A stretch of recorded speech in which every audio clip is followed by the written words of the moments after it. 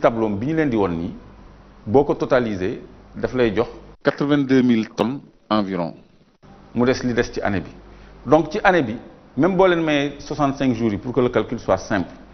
boo évaluer ci 300 jours de production yaa ngi tombé ci 1 200 000 tonnes de minerais kon loolu lañ leen indil tey moo tax ñu dem ba sur le terrain ngeen mën a compter le nombre de wagons gis liy génn ak le nombre de conteneurs yi ñu ci ajouté pour ngeen mën a xaymaal seen bopp te désormais dinañ leen installer ay caméra fixe yoo xam ni chaque jour dinañu xam production bi génn pour comme ça ñu teg bët ci suñu alal lu muy génnee donc volume de production boobu mooy réalité bi. kon mën nañu wax ne Sénégal li muy exporté moo ëpp fuuf li mu déclaré. waaw li muy exporté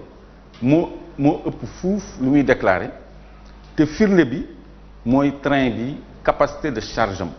dañ ko indiqué ci wagon yi mën nañ ko quantifier exactement comme ni ñu ko defee nii moo tax désormais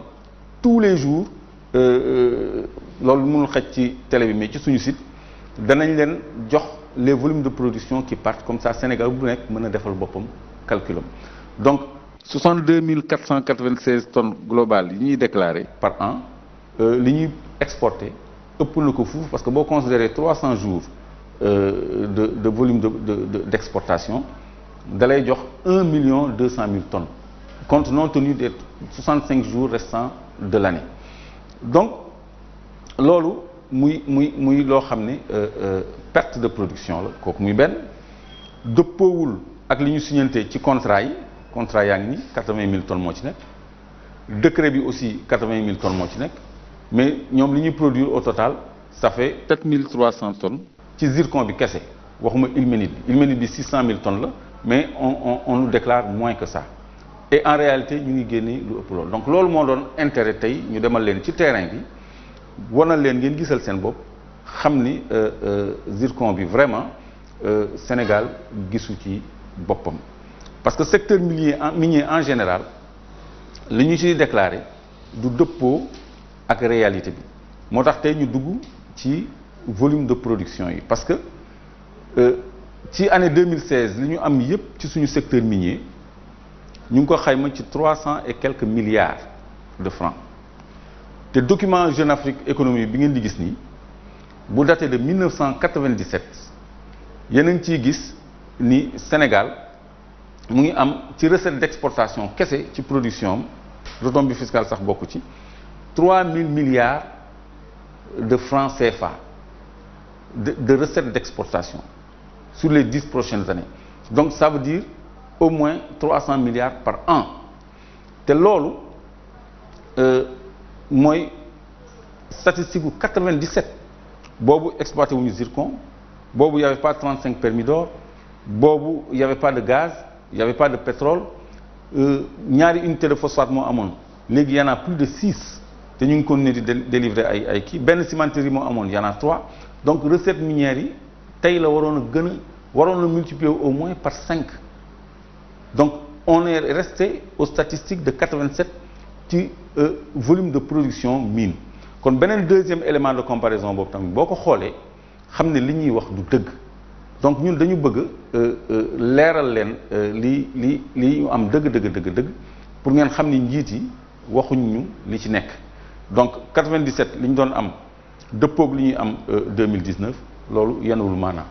surtout qu'en 2014 ñu ngi ñu déclaré li ñu am globalement ci ressources minières yëpp mu ngi toll ci 152 milliards en 2014 li ñu am yëpp 152 milliards.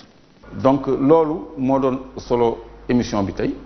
te dinañ leen ko gën a détaillé. kon Clédor mën nañu wax ne Sénégal lépp lu ñu am ci zircon dañu koy génne amul dara loo xam ne dafay des fii ci réew mi. waaw c'est-à-dire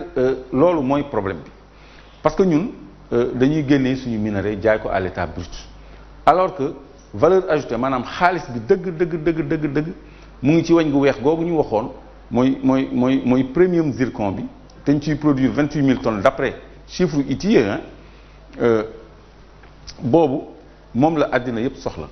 te loolu pour produire ko yomb na parce que dañ koy porter à fusion ay four à métaux ay unité industrielle ngay créer transformer ko en zirconium di ko jaay unité de production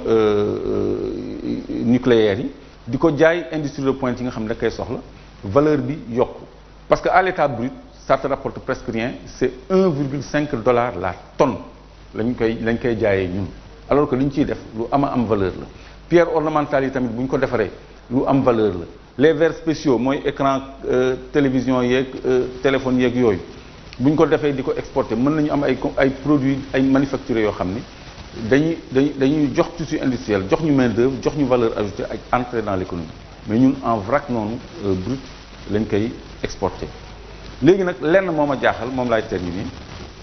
ci raamu train bi maanaam ci li train bi di lonk daf ci am ay conteneurs am na 20 conteneurs yu dem ci 2 fois par jour ça fait 40 conteneurs yoo xam ne dañ koy acheminer port te loolu lu ma jaaxal la parce que xamuñu lu ci nekk parce que minerai train minéralier lañ ci xam ak wagon minéralier wagon yoo xam ne dañ ci vrac minerai bi wala ay wagon citerne yoo xam ne ay produits dangereux ay produits chimiques ay acides ak yooyu lañ ciy def mais ay conteneurs yu jóge ci mine di dem port directement man musuma ko gis donc il y a 40 conteneurs qui vont au port chaque jour te xamuñu lu ci nekk douane du ko tijji kenn du ko tijji kenn du ko vérifier loolu nag dinañ leen ko toppal ba wax leen ci lu leer parce que loolu lu ma jaaxal la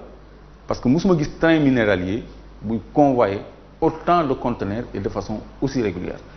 kon loolu yëpp